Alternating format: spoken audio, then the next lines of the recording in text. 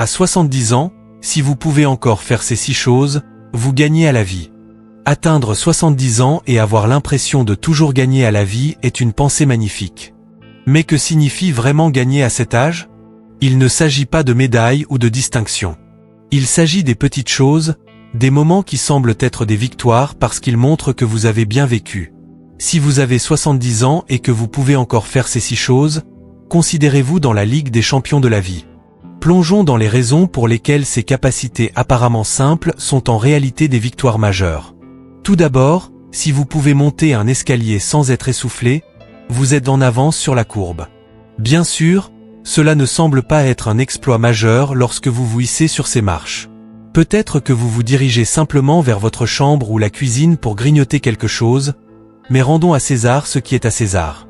Monter des escaliers, c'est plus qu'un simple moyen d'atteindre l'étage suivant. C'est comme un test de fitness secret caché à la vue de tous. Des études montrent que, avec l'âge, la condition cardiovasculaire a tendance à décliner. Selon un rapport de l'American Heart Association, à 70 ans, votre capacité aérobique peut avoir diminué de 40% par rapport à vos 30 ans. C'est un chiffre important, mais il n'est pas gravé dans la pierre. Voici le truc. Monter des escaliers sollicite votre cœur, vos poumons et vos muscles en même temps. C'est un véritable entraînement multitâche qui ne nécessite pas d'abonnement à une salle de sport. En fait, une étude fascinante menée en Europe a demandé à des participants de plus de 60 ans de monter 3 étages d'escalier. Les chercheurs n'étaient pas simplement cruels. Ils voulaient voir qui pouvait le faire en moins de 90 secondes. Les résultats ont été révélateurs. Ceux qui y parvenaient étaient significativement moins susceptibles de rencontrer des problèmes cardiaques au cours des 10 années suivantes. C'est exact. Quelque chose d'aussi simple que des escaliers s'est révélé être une boule de cristal pour la santé future. Imaginez maintenant ceci. Vous avez 70 ans et vous rendez visite à un ami qui vit dans un immeuble d'appartement. L'ascenseur est hors service. Est-ce que vous grognez et restez dans le hall à attendre qu'il descende? Ou est-ce que vous montez les marches avec assurance, peut-être même en plaisantant sur le fait de faire vos pas quotidiens?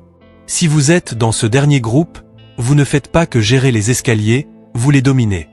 La capacité de monter des escaliers sans avoir l'impression d'avoir couru un marathon est un gros coup.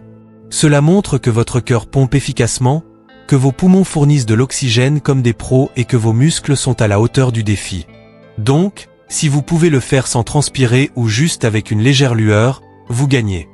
Tout le monde ne peut pas en dire autant. Et cela rend votre prouesse à monter les escaliers digne d'être célébrée. La prochaine fois que vous prenez les escaliers, peut-être éviter l'ascenseur exprès. Considérez cela comme votre tour de victoire personnelle. Ensuite, pouvoir se souvenir de ce que vous avez mangé au déjeuner d'hier peut sembler trivial. Après tout, qui prête attention à chaque repas? Mais quand on y réfléchit, la mémoire joue un rôle énorme dans la façon dont nous vieillissons. Il ne s'agit pas seulement de se souvenir de ce que vous mangez. Il s'agit de garder votre cerveau engagé, vif et prêt pour le prochain défi. Le déclin cognitif est une réelle préoccupation avec l'âge. Selon l'Alzheimer's Association, environ un adulte sur 9 de plus de 65 ans souffre d'une forme de trouble de la mémoire. Cela représente environ 11% de la population, ce qui pourrait vous faire réfléchir. Mais voici la bonne nouvelle. Si vous pouvez facilement vous souvenir que vous avez mangé un sandwich au thon avec des chips ou cette part de gâteau au chocolat pour le dessert, c'est un signe que votre cerveau fonctionne toujours à plein régime. La mémoire, tout comme un muscle, prospère lorsqu'elle est utilisée. Plus vous l'engagez, plus elle reste forte. Considérez cela comme un entraînement cérébral sans même vous en rendre compte. Quand vous vous souvenez de quelque chose d'aussi simple que le déjeuner, vous faites travailler ces muscles cognitifs. Et si vous pouvez vous souvenir des conversations que vous avez eues pendant le déjeuner ou d'un commentaire amusant de quelqu'un, c'est la cerise sur le gâteau. Imaginez-vous assis à un dîner de famille et votre petit enfant vous demande « Mamie, qu'est-ce que tu as mangé hier ?» Vous souriez et répondez sans hésiter « Oh, j'ai mangé une grande salade avec du poulet grillé et une part de tarte aux pommes qui était tout simplement divine. » Non seulement cela met en valeur votre mémoire, mais cela invite aussi à la connexion. Partager ces petits détails de votre journée vous maintient connecté au monde qui vous entoure. La mémoire est liée à toute une série de facteurs comme un mode de vie actif, une nutrition équilibrée et un engagement mental régulier. Des études ont montré que des activités simples comme la lecture, la résolution de casse-tête ou même discuter avec des amis peuvent garder votre cerveau en forme. Si vous ajoutez un régime riche en aliments stimulants pour le cerveau comme les baies, les noix et les légumes verts à feuilles, vous donnez à votre mémoire encore plus de puissance. Donc, si vous pouvez rire de ce que vous avez mangé hier, vous souvenir du dessert qui a suivi, ou même raconter une anecdote amusante liée à votre repas, vous faites plus que vous souvenir. Vous prouvez que votre esprit est toujours dans le jeu, fort et prêt pour ce qui vient ensuite. Continuez à faire vivre ces souvenirs. Ce sont de petites victoires qui méritent d'être célébrées. Parlons d'équilibre. Maintenant, ne vous méprenez pas. Je ne parle pas de l'équilibre où vous jonglez avec les responsabilités de la vie. C'est un tout autre jeu. Ce dont je parle, c'est de la capacité littérale de tenir sur une jambe pendant 10 secondes. Cela peut ressembler à quelque chose que font les enfants en jouant ou peut-être à une astuce que vous faites pour montrer vos compétences en yoga. Mais attendez, car ce petit mouvement est en réalité une référence en matière de mesure de la longévité. Imaginez ceci. Vous êtes dans votre salon et quelqu'un vous défie de tenir sur une jambe pendant 10 secondes. Ça semble anodin, non? Eh bien, les études racontent une autre histoire. Une étude publiée dans le British Journal of Sport Medicine a révélé que les personnes dans la soixantaine et la septantaine qui pouvaient tenir en équilibre sur une jambe pendant 10 secondes étaient 50% moins susceptibles de souffrir de complications graves de santé dans les années à venir. C'est exact, 50%. C'est comme un super pouvoir qui ne demande qu'un peu de concentration et de pratique. L'équilibre, ce n'est pas seulement une question de bonne posture ou de paraître gracieux quand vous êtes immobile. C'est une combinaison complexe de force, de coordination et de concentration mentale. Pensez Y. Quand vous tenez sur une jambe, votre corps doit travailler dur pour rester stable. Vos muscles s'activent, votre tronc se contracte et votre cerveau envoie des signaux pour s'assurer que vous ne vacillez pas partout. C'est une démonstration impressionnante de coordination qui, croyez-le ou non, a un impact majeur sur votre santé globale. Maintenant, imaginez ceci. Vous vous promenez dans un parc et vous voyez quelqu'un dans la septantaine qui tient sans effort sur une jambe, sans aucun problème. Peut-être qu'il le fait juste pour s'étirer ou peut-être qu'il frime devant les plus jeunes. Dans tous les cas, c'est plutôt impressionnant. Tenir sur une jambe pendant quelques secondes, c'est plus qu'un simple tour de fête. C'est un signe que vos muscles sont encore forts et que votre coordination est affûtée. Si vous pouvez tenir comme un flamant rose sans basculer, vous avez un niveau de maîtrise physique que beaucoup de jeunes envieraient. Vous prouvez que vous êtes en phase avec votre corps, et c'est une grande victoire. De plus, si vous pouvez maintenir votre équilibre, cela signifie que votre risque de chute et d'autres complications de santé diminue considérablement. Alors, la prochaine fois que vous en avez l'occasion, essayez de tenir sur une jambe pendant 10 secondes.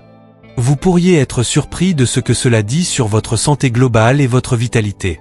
C'est l'une de ces petites choses qui, quand vous la maîtrisez, vous pouvez vraiment dire « Oui, je gagne à la vie ». Parlons maintenant de quelque chose de vraiment précieux, la joie d'un rire franc. Vous savez, celui qui fait trembler votre ventre, qui fait couler vos larmes et qui plisse votre visage comme un raisin heureux. Si vous pouvez encore trouver de l'humour dans les bizarreries de la vie, si vous continuez à faire des blagues ou à rire de quelque chose de bête, vous ne gagnez pas seulement physiquement, vous gagnez aussi émotionnellement et mentalement.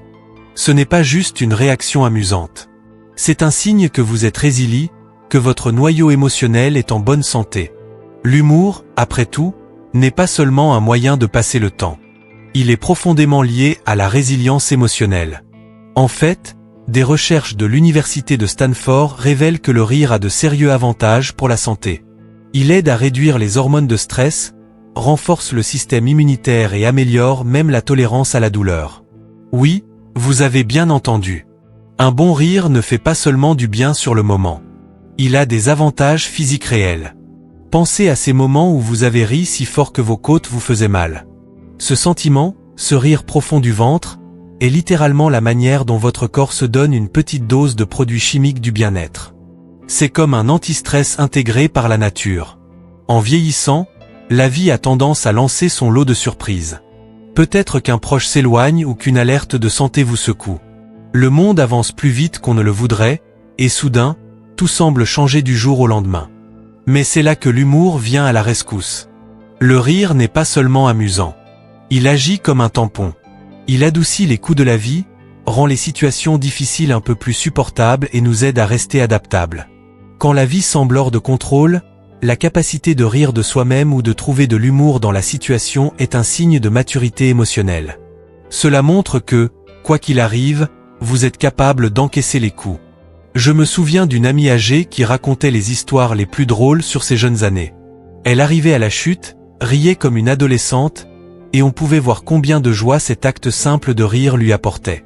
Même si elle avait traversé beaucoup de moments difficiles, elle trouvait toujours un moyen de rire. Elle ne riait pas seulement d'une blague, elle riait de la vie, de toutes les surprises qu'elle lui réservait. Donc, si vous riez encore de votre sitcom préféré, faites une blague avec des amis, ou même riez de vos propres erreurs, vous faites plus qu'avoir du plaisir.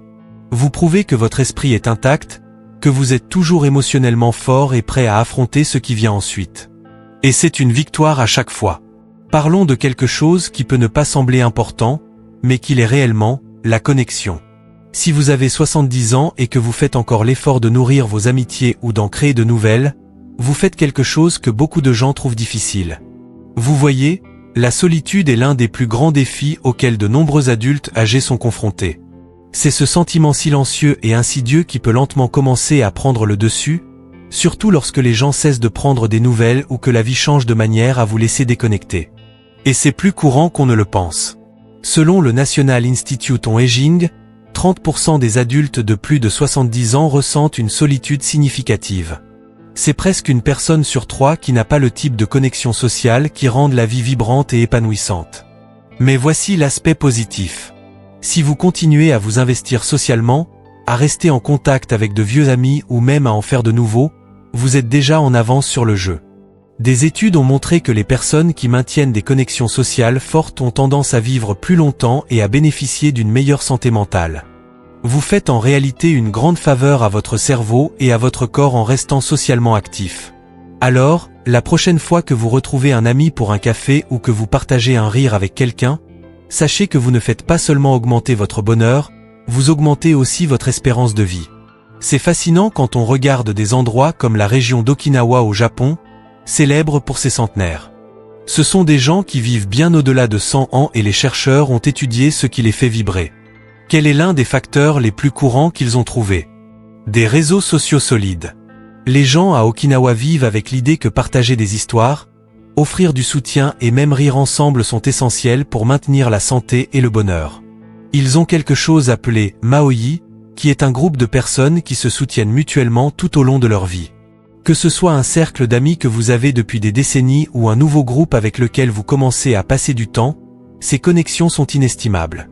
Donc, si vous êtes toujours celui qui organise le club de lecture hebdomadaire, ou si vous avez un copain de café qui est votre partenaire de crime depuis des années, vous êtes plus riche que la plupart des gens ne le réalisent. Ce ne sont pas les choses matérielles que vous possédez. C'est la richesse de vos relations. Si vous avez des gens avec qui rire, parler et partager votre vie, vous créez déjà un héritage d'amour et de connexion qui vous fera avancer pendant des années. Alors, continuez à nourrir ces amitiés, à créer de nouvelles connexions et à être là pour les gens qui comptent pour vous. Vous ne maintenez pas seulement votre vie sociale, vous vous assurez de rester mentalement vif et émotionnellement fort en vieillissant. Plongeons dans quelque chose qui peut sembler être une partie ordinaire de votre journée, mais qui en dit long sur votre indépendance. Cuisiner. Pensez-y. Vous entrez dans votre cuisine, ouvrez le garde-manger, prenez vos ingrédients préférés et préparez quelque chose de délicieux. Cela peut ne pas sembler être un gros problème, mais la vérité est que c'est un signe que vous avez toujours ce qu'il faut. Cuisiner, ce n'est pas seulement mélanger des ingrédients. C'est avoir la mobilité pour rester debout, la coordination pour couper et la mémoire pour suivre une recette. C'est aussi se donner un peu d'amour, même si vous cuisinez seulement pour vous. L'acte de préparer un repas est un magnifique rappel que vous avez toujours le contrôle de votre vie. Et voici le truc, cuisiner, c'est plus qu'un simple acte d'autosuffisance. C'est aussi lié à une meilleure santé. Une étude à long terme en Suède a révélé que les adultes âgés qui cuisinaient leurs repas étaient plus susceptibles de maintenir une alimentation équilibrée et avaient un risque significativement plus faible de développer des maladies chroniques.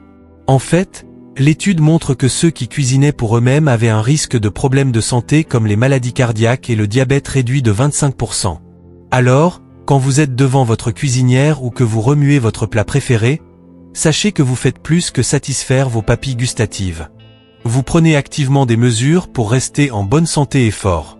Maintenant, parlons de la joie profonde que cela procure. Il y a quelque chose d'incroyablement satisfaisant à créer quelque chose de toute pièce.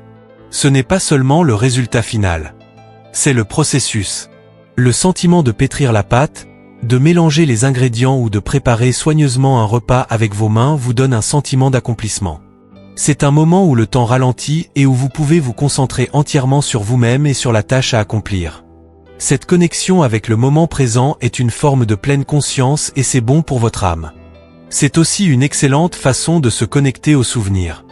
Peut-être que vous préparez la recette de votre grand-mère ou que vous recréez un plat d'un voyage. Quelle que soit l'inspiration, cuisiner est une expression de créativité et de soin. Donc, si vous êtes toujours dans la cuisine à faire des crêpes, à préparer des salades ou à mijoter un ragoût copieux, vous ne faites pas que cuisiner. Vous embrassez votre indépendance, nourrissez votre corps et vous rappelez que l'âge n'est qu'un chiffre. Vous êtes la preuve vivante que la simple joie de cuisiner peut vous garder vibrant, en bonne santé et connecté à la vie. Et honnêtement, qui n'aime pas un bon repas préparé avec une touche d'amour? Chacune de ces 6 choses, monter des escaliers, se souvenir du déjeuner d'hier, tenir en équilibre sur une jambe, rire souvent, maintenir des amitiés et cuisiner pour vous-même, peut sembler être de petites victoires en soi, mais ensemble, elles dressent le portrait de quelqu'un qui prospère. Ces capacités ne sont pas seulement physiques. Ce sont des marqueurs de résilience, d'adaptabilité et de joie. À 70 ans, être capable de les accomplir avec aisance reflète une vie bien vécue et un esprit indomptable. Donc, si vous avez 70 ans et que vous pouvez encore relever ces défis avec facilité, vous ne gagnez pas seulement à la vie. Vous prouvez que l'âge n'est pas un obstacle pour vivre pleinement.